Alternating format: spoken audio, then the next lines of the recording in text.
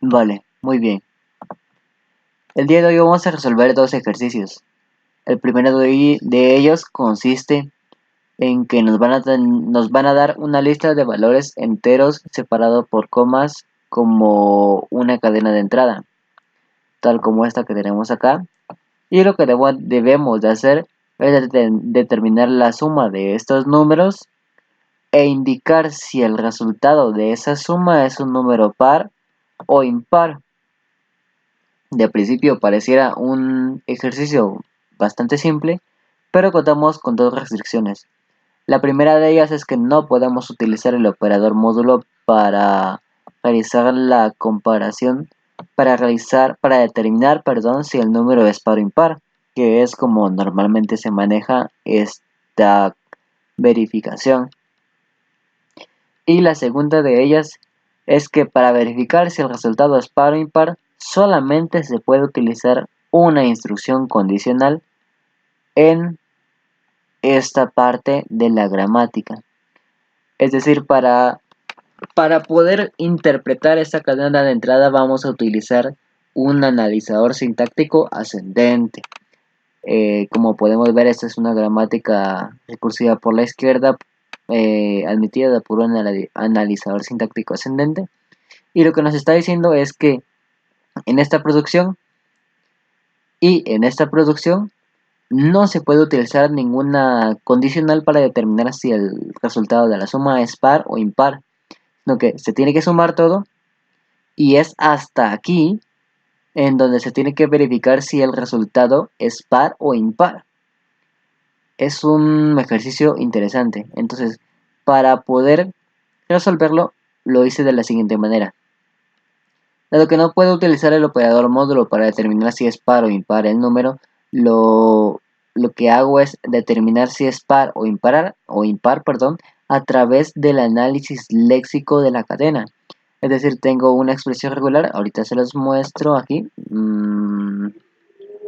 aquí específicamente. Tengo una expresión regular para un número par y una expresión regular para un número impar. Estas expresiones regulares me determinan si un número si un número como cadena de entrada es un número par o es impar. Para determinarlo simplemente coloque los casos. Si el número puede venir cualquier cosa, pero si termina entre estos números de acá o entre estos números de acá, entra dentro de la clasificación de esos tokens. Y ahí estos Kanahasi tokens se los pasa a analizador léxico para poder realizar el análisis de la cadena. Aquí tenemos la cadena, una gramática similar a la que teníamos aquí en la imagen del ejercicio. Entonces, como podemos ver, en toda esta parte de acá no podemos usar ni un if condicional para verificar si el número es par o impar. Entonces, yo lo que hago es, primero, en estas dos producciones, que son las producciones iniciales, lo que hago es devolver una clase. Esta clase almacena el valor del entero y la paridad de ese entero. Ahorita se los enseño, número, muy bien. El entero y la paridad. La paridad par se da cuando es 1, es decir, true, y la paridad impar se da cuando es 0, es decir, false. Es una clase que solamente la utilizo como un lugar para almacenar este tipo de valores. Entonces, solo devuelvo un número que almacena esos valores. Lo interesante viene aquí arriba, en las producciones que tienen recursividad por la izquierda. El número resultante va a ser el valor del entero que jalo desde acá. El valor de acá es el que viene de aquí abajo, evidentemente, o puede venir por el camino de recursividad, pero para entenderlo mejor, pongamos el ejemplo de que viene desde acá abajo. Entonces jalo el entero que ya tengo guardado, le sumo el nuevo valor, que es el que colocan acá, y para determinar la paridad de este nuevo valor, simplemente realizo esta función. Y bueno, ustedes se preguntarán, pero ¿qué función más extraña? ¿Qué función más alienígena? ¿Por qué es que haces eso? Bueno, pues al tabular las operaciones entre par e impar y el resultado, ya sea par o impar que produce, me di cuenta de algo. La suma entre dos pares produce un número par. La suma entre dos impares produce un número par. Y cuando se alternan entre par e impar, produce un número impar. Este comportamiento, al pasarlo a una tabla, se asemeja al comportamiento de la SOR exclusiva. Es decir, es verdadero cuando las dos son iguales y es falso cuando son diferentes. Entonces, dado que en Java no existe la SOR exclusiva, utilicé la SOR, que a.paridad es de tipo booleano. Entonces, booleano y este es el operador SOR true. Esto me da un resultado. Pero como no es la operación que yo estoy buscando, porque esto solo es una SOR y yo quiero una SOR exclusiva, lo que hago es negar este resultado. Y efectivamente al negarlo lo que me produce es el resultado tal y como si fuera una SOR exclusiva. Entonces, ya una vez esta operación lo hace recursivamente, como podemos ver, cuando es un número par, la paridad es true, la paridad es 1, y cuando es un número impar, la paridad es 0, false. Lo mismo pasa con aquí abajo. Y aquí es donde se utiliza la condicional para verificar si el número es par o es impar. Lo que hago es parser punto de respuesta. Lo que hago es devolver una cadena con esta respuesta. Esta cadena la puedo encontrar aquí arribita, y aquí tengo el método público que me permite acceder a esa cadena. ¿Por qué lo hago así? Porque yo a la hora de mostrar el resultado lo hago desde un textarea, que son los dos que tengo que se pueden observar en este lugar. Entonces lo único que hago es parsear el archivo, y una vez el archivo esté parseado obtengo el resultado. ¿Y qué hago con ese resultado? Lo meto en el textarea. ¿Por qué? Porque me pareció un poco más amigable hacerlo de esta forma. Lo mismo pasa con el ejercicio número 2. Muy bien, entonces en el ejercicio 2, el ejercicio 1 creo que se ha entendido cuál es la idea de cómo se hizo. Ahora vamos con el ejercicio 2. En el ejercicio 2 nos piden literal, nos dan lo mismo, una lista de enteros separada por comas con valores de entre 0 y 9.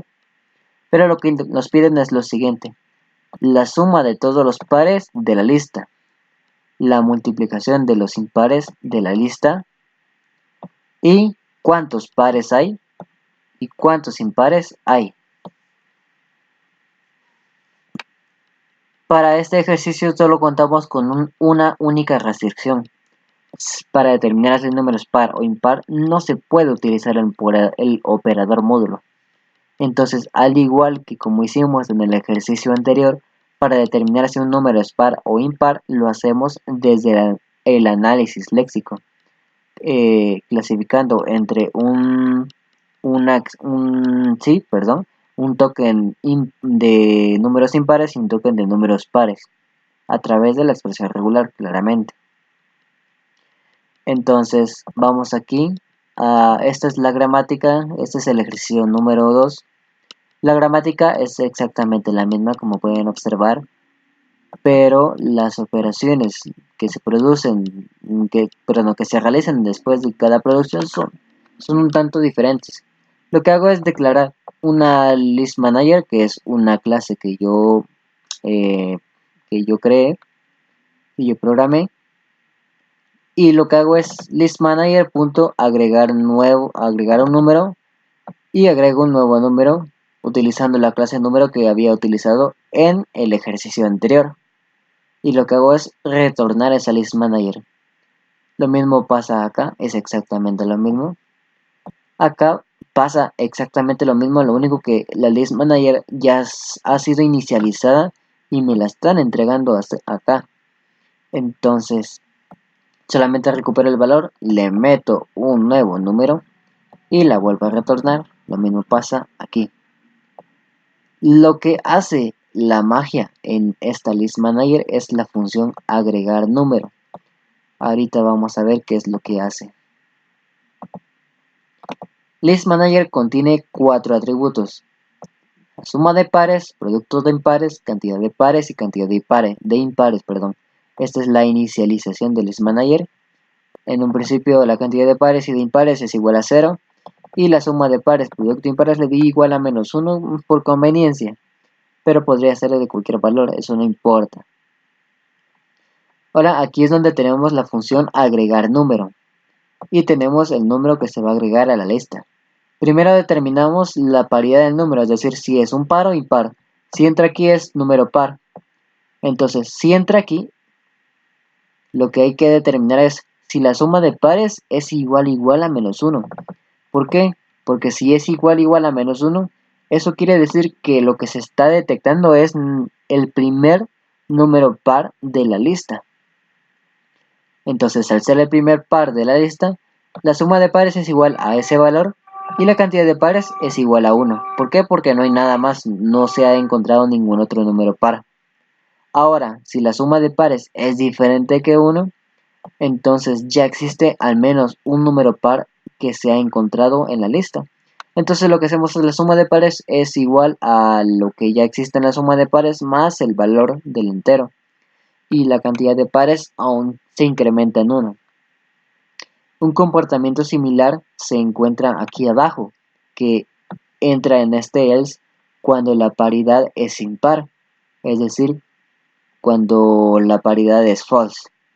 Entonces, si el producto de impares es igual a -1, lo mismo, es decir, si no se ha encontrado, si es el primer número impar que se encuentra en la lista de números, lo que se hace es producto de impares es igual a ese valor y la cantidad de impares es igual a 1. Y aquí lo mismo, solo que el operador ya no es un más igual, sino que es un por igual. Entonces ese sería el comportamiento de acuerdo a lo que nos piden. Ahora lo vamos a ejecutar para verificar que realmente está realizando lo que nos pide el enunciado. Vamos a probar con cadenas de entrada tomadas propias del ejercicio. Vamos a ver con este primero. El resultado es 31. Muy bien, es 31, correcto. La segunda cadena es par y 24. Muy bien, es par y 24. Excelente. Ese sería el ejercicio 1. Vamos con el ejercicio número 2. Ajá, sí, muy bien. Uf, muy bien. La suma de pares es 6, 135, 2 y 3, correcto. Vamos con el siguiente. 14, 1701, 4 y 5. Correcto. Entonces, eso sería la explicación de estos dos ejercicios. Y sin nada más que agregar, muchas gracias.